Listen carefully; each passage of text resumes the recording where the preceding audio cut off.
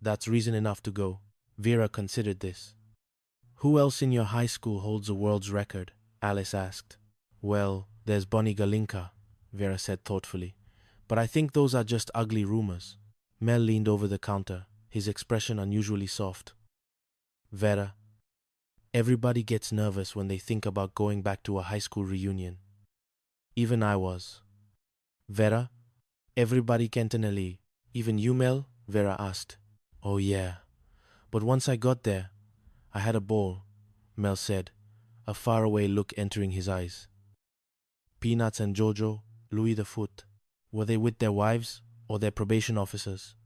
Alice quipped. Why don't you stow it, Blondie? Mel snapped, then turned back to Vera.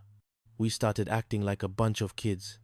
We started smoking cigars in the boys' room, and then we toilet papered all of the trees in the vicinity. My memories, Vera whispered, entranced. We stink bombed the teacher's lounge. Mel continued proudly. I attended the banquet. We mooned the vice principal. Just think, Alice said to Vera. For a whole week, you won't have to listen to Mel. That was the clincher. A smile slowly spread across Vera's face. Oh, gee, I hope I can get a window seat on that plane. Chapter 7. The Walton High Mixer. The gymnasium at Walton High hadn't changed much, although the streamers looked slightly more secure than Vera's single pom had been. The air was thick with cheap perfume, nostalgia, and the nervous energy of middle-aged people trying to suck in their guts. Vera stood at the registration table, clutching her purse with both hands. She felt like a time traveler who had landed in the wrong century. Excuse me, she said to a woman with blue hair who looked vaguely familiar.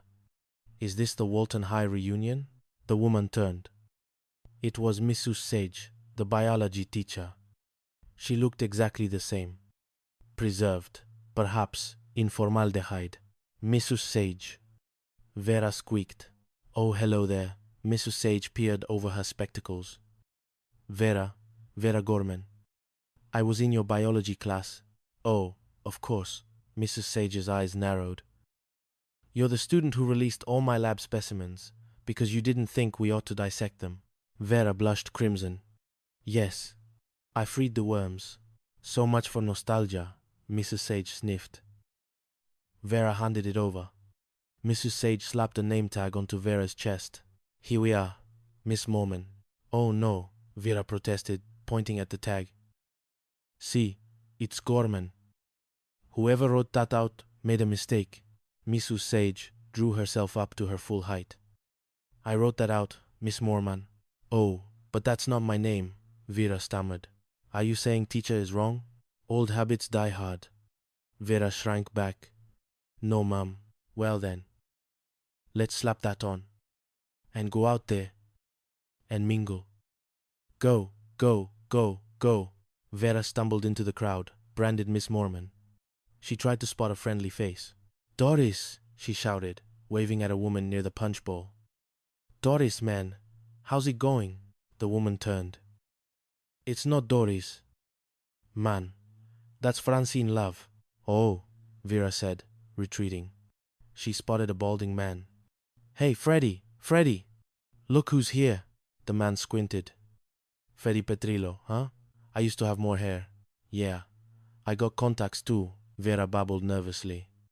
Hey, Freddy, there's Margarita McCorkle. That's not Margarita McCorkle, Freddy corrected. That's Trudy Wilson. Vera felt the room spinning. Everyone was a stranger wearing a familiar mask. Vera Gorman. Vera turned to see a woman in a glittering dress. Oh, don't you recognize me? You sat behind me in geometry. Bonnie Galenko. Vera gasped. The bombshell herself. It's really nice to see you, Bonnie said warmly.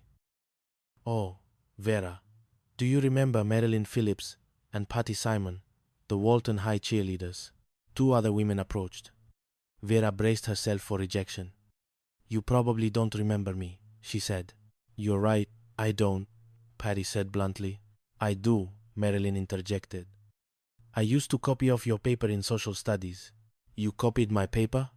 Vera asked, stunned. Oh, sure. You were the only one that memorized all the state birds, Marilyn laughed. New Hampshire? Purple Finch. Vera answered automatically. See? Marilyn beamed. I'm Patty Alessio now. We live in Oklahoma. Scissor-tailed flycatcher, Vera recited. And I'm Marilyn Gordon now, the other woman said. Mrs. Dutch Gordon. I see where you're Vera Mormon now. That was a mistake, Vera muttered. Just then, the crowd seemed to part. Walking through the throngs of accountants and insurance salesmen was a vision in a tuxedo. There's Steve Marsh, someone whispered. The class president. Vera's heart did a tap dance in her chest. Steve looked exactly as she remembered, only better distinguished, handsome, and scanning the room as if looking for treasure. His eyes landed on her. He walked straight over. Vera, he said, his voice smooth as silk. I've been looking all over for you. Steve, Vera breathed. You look beautiful, Vera, he said softly. Oh, thanks, Steve. Oh, you have a little lipstick on your tooth, she pointed out helpfully. A little black. Steve quickly wiped it away, unperturbed. Do you want to dance? He took her hand. Vera felt like Cinderella. If Cinderella had worn orthotic shoes and held purses for a living. I hope you're going to be in Boston for a while, Steve said as he spun her onto the floor. You've got a lot to catch up on. You know, he confessed, pulling her closer. I was afraid I wasn't going to make it. Eastern brown pelican. Vera whispered, gazing into his eyes. Chapter 8. The Sponge and the Stone. A week later, Mel's diner was operating at its usual frantic pace. Alice was balancing 3 plates on her arm when the door burst open. I'm back, Vera announced, dragging a suitcase that looked bigger than she was. Welcome back, Bones, Mel grunted from the pass-through. Did you have fun? Bones, Mel grunted from the pass-through. Well, not much at the beginning, Vera admitted, sliding onto a stool. I told you, you should have mooned the vice principal, Mel advised sagely. I mean, if you didn't have a good time. Well, actually, it did pick up later on, Vera interrupted, a blush creeping up her neck. I got engaged.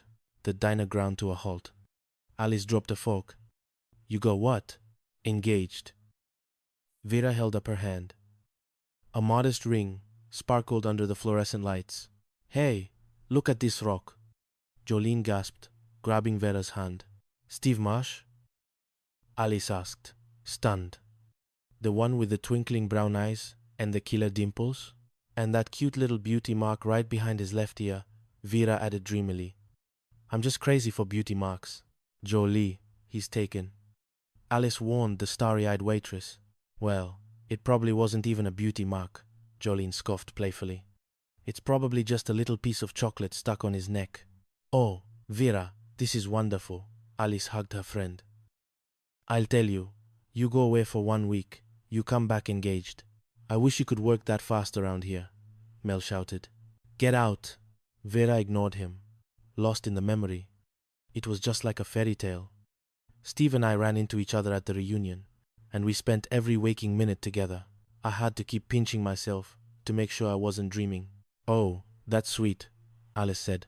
And painful, Vera rubbed her arm. I've got all these little black and blue marks up and down my arms.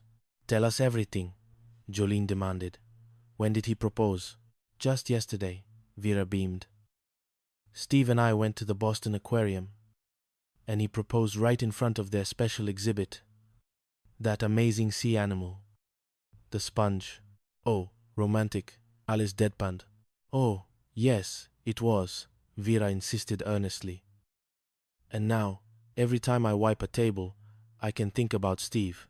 Listen, I've got one question for you, dearie, Mel interrupted, wiping his hands on a greasy towel.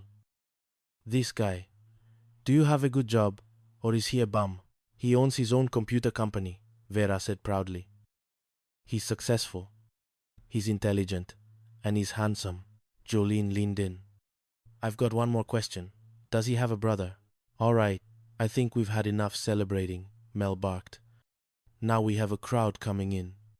Take care of them. Vera floated off her stool. Oh, Gee, it's only been